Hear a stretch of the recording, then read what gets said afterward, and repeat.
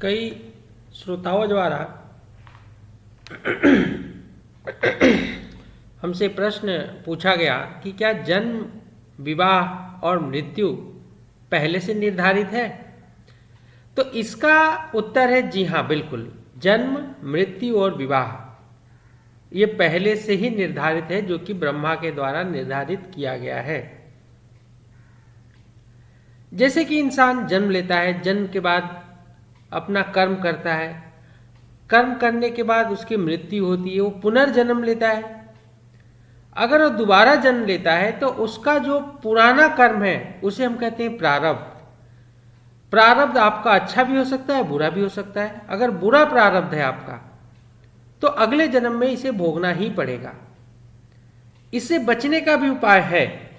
अगर हम भजन करें तो ये सारे प्रारब्ध को, भगवान का भजन सारे प्रारब्ध को, बुरे प्रारब्ध को नष्ट कर देता है, भस्म कर देता है।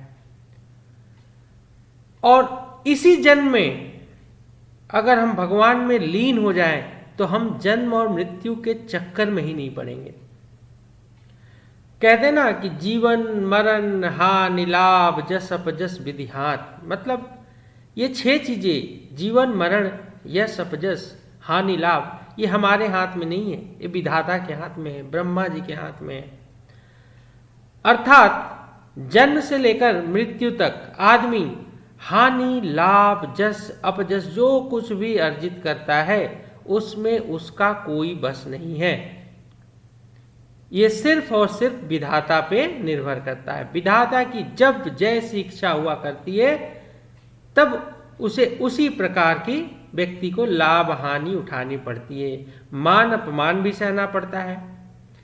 इसलिए हमें यह ध्यान रखना है कि प्रारब्ध मतलब पुराना कर्म किया हुआ हमारा कुछ नहीं बिगाड़ सकता यदि हम वर्तमान में भगवान के शरण में हैं, भगवान का भजन कर रहे हैं।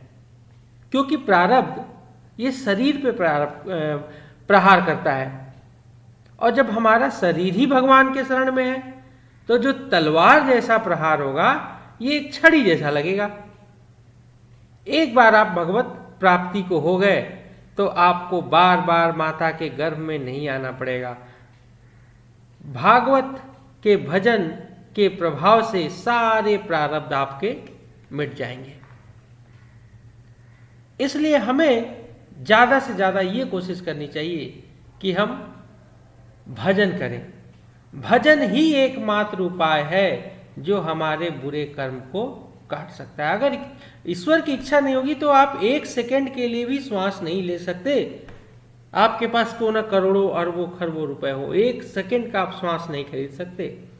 तो जितना ब्रह्मा जी ने निर्धारित कर रखा है श्वास, उतना ही श्वास आपको मिलेगा।